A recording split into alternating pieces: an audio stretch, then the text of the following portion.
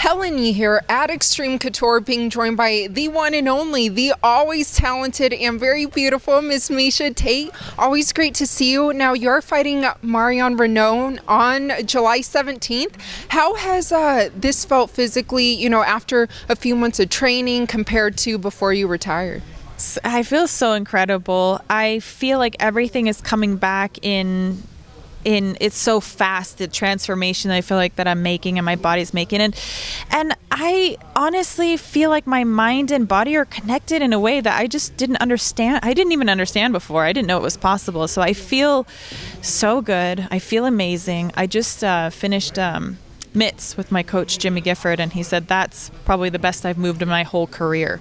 Not just like since I've come back. He's like, that might be better than the video I sent you from years ago of you like shadowboxing doing. He's like, that was, and he's hard to impress. I don't know if I've ever got that reaction from him, because he's kind of a hard sell, you know. He's always a bit like, yeah, you don't suck, you could do better, you know, like that's gift. But today he was really proud of me, so I feel really good. I'm kind of riding that high. It was an amazing workout. Well, I know all your fans and everybody, we're all looking forward to your return back in the octagon. I also saw on your Instagram you posted this morning just saying how, like, on the scale and everything's kind of going according to plan, right? Yeah, it's creepy almost, actually, like how well things are going, you know.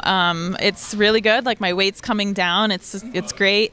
I actually, like, I don't even mind to tell, like, I already hit 148 this morning, so I'm really happy about that, because that would be even a little bit lighter than what I would normally have gone into camp for. So I've been working really hard to just make sure I'm way ahead of the curve. Obviously, it's been a while since I've made 135 or 136, so I just want to be ultra prepared. I'm all about that planning life now, that scheduling life. I'm a mom, so I have to, and no, it's really good. It feels like the stars are all aligning, and I can't wait for July 17th, because it's going to be an amazing return. Yes, absolutely. And like I mentioned, we all can't wait. But you last fought November 2016. So what do you think about the women's bantamweight division and just kind of that landscape? And of course, Amanda still being the champion this whole time. Well, there's some new blood, but overall, I feel like the landscape hasn't changed that much. Yeah. Amanda's still the champion.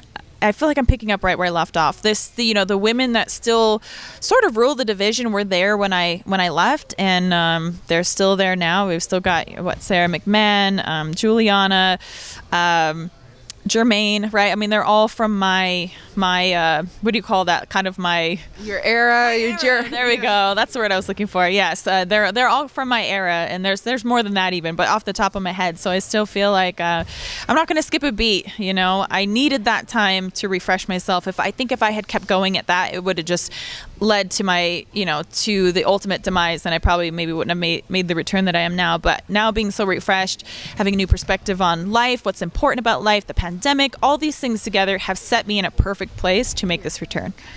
Well, you are not only a great fighter, but a great mother and a great analyst. So I'm curious to kind of pick your brain on a couple big fights coming up.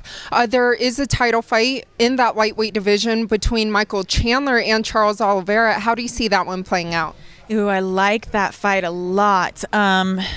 Yeah, Michael Chandler, man, what way to burst on the scene. I mean, he was incredible in his last fight, and obviously I think we knew he was capable of it, but it's another thing to be capable and to deliver. And the way that he delivered with such a statement really kind of, it took away any questions I think that we could have about how can he do under that pressure and those lights. So Michael Chandler and Charles Oliveira, and Charles got that really slick ground game. He'll be the guy that's not afraid to go to the ground, right, and kind of elusive on the feet. So I always like to give a more recent, I always like to go back and watch film before I give like a solid breakdown, but maybe like an early pick right now, I'm kind of liking Michael Chandler in this fight, but I'm a huge fan of Charles Oliveira. He is incredible. It's his finishes that he's gotten and his striking. He's good in every area, but maybe I'm just kind of like still wowed by what Michael Chandler was able to do, and it's always easy to get swept away in that a little bit, because you see somebody deliver such an amazing performance, you're kind of like, how could you not be on that guy? And he's just such a likable person too. He's a really cool guy. Yes, absolutely. And speaking of that lightweight division, there's a big trilogy fight coming up. It seems like going into their rematch, Conor versus Dustin, there was some good blood, and then now recently, I guess on social media, there's a bit of bad blood again. How do you see that trilogy fight playing out between Dustin and Conor? I think it's the same as the second fight. I think it's a 50-50 fight. I still think that. I think that Dustin Poirier should be the favorite. I feel like that's rightfully so.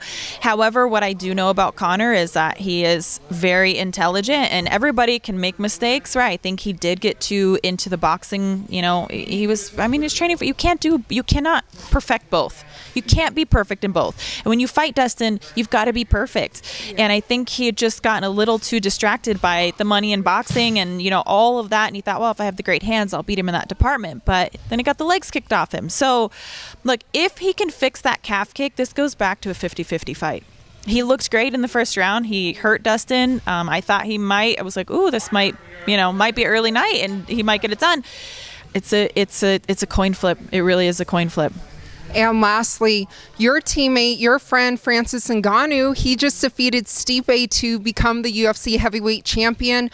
When he does fight Jon Jones, how do you see that one playing out? So, oh man, I'm so excited for Francis. First of all, he's such a great person, and I'm very excited to see him realize his dream. I don't know how you can expect to have a perfect fight. Now, Jon Jones is close to a perfect fighter, but it only takes one shot from Francis. It only takes one. And he's going up and he's playing ball with the big boys now. And, we don't know how he's going to make that transition, but I feel like that's a really tall order when you have somebody like Francis who is evolving in every department, who obviously is he's an intelligent fighter himself too, to be able to make the adjustments that he did against Stipe and show that chain wrestling defense and then his offense from there. I'm not going to pick against Francis, to be honest. For all your fans who can't wait to watch your return in July, what would you like to let them know? Just want to say a huge thank you, and this is going to be Miesha 2.0. I promise you guys I'm feeling amazing. I feel the best that I've ever felt, and this is just crazy how the stars have aligned. I believe that this is my destiny. I'm coming back for all the right reasons, and thank you so much for sticking by me for the past 4+ years. There's been a lot of true diehard fans that have watched me start a family, have watched me move to Singapore and work with One Championship and do all these things, and they've just been really by my side. So thank you so much. I appreciate it, and I'm going to have a good fight on July 17th.